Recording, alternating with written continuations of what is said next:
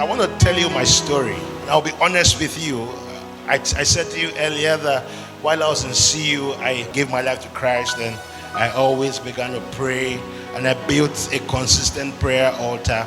Then after school, I moved to Abuja, and I began to live in the FCT, and suddenly the cares of this world began to look for me.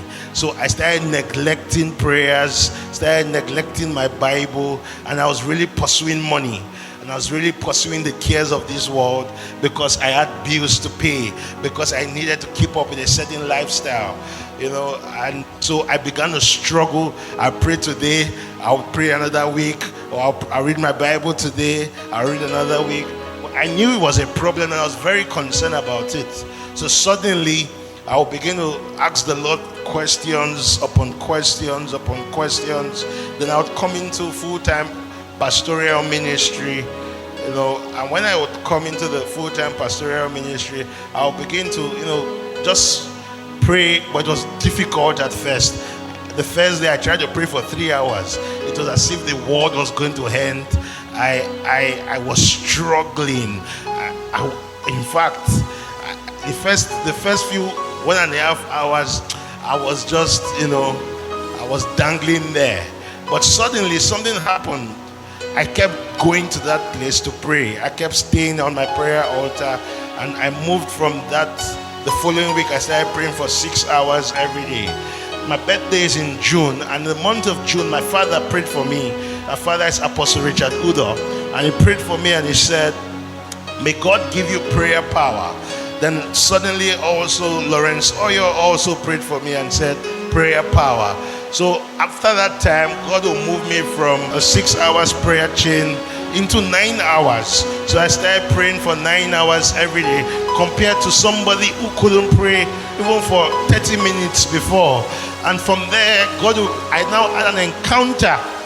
God said to me, begin to follow Bishop Dag Eward Mills. So I started listening to Bishop Dag. I got all his sermons on YouTube. Go listen to him there. I get all his books. I read all his books. I'm just following. In the month of July, I was sleeping in my dad's house, and I had a vision of the night where I saw Bishop Dag come to me in the night, and he prayed for me. He hugged me. He cleaned the sweat on me. His saliva poured into my mouth. So I knew that this was a transference of spirit. And I would begin to press, and suddenly after that encounter, the following month, I decided to do something that I never thought I could do before in my life. And what was it? The last Monday of August last year, I said, I'm going to pray for 24 hours today. And I did it. It was the grace of God really that took me from 8 o'clock that day to 8 o'clock the next day. And I thought that was the only time the Holy Spirit would ever demand such a thing from me. But it became my lifestyle. Every week I was praying for 24 hours. Then one day the Lord said, move to 34 hours. Another time the Lord said, move to 48 hours. And just this month I prayed for 72 hours for the first time. Why? Not because I have power, not because I have any kind of thing. It was an impartation from a father in the faith, Bishop Dag, that came upon me. And that same impartation today is what I have come. That same dimension of prayer, that same mantle of prayer is what I have come to release upon each and every one of you today. That the same God who has helped me in the place of prayer, suddenly 1 hour doesn't feel like anything to me. 2 hours doesn't feel like anything to me. 12 hours doesn't even feel like work to me. It's just me spending time with Jesus Christ. And suddenly certain things will begin to happen with me.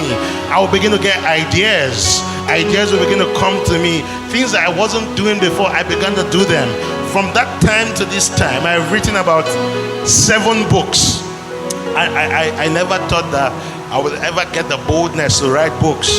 From that time to this time, I've done 3 crusades. I always wanted to do crusades, but there was no power to say you want to do a crusade.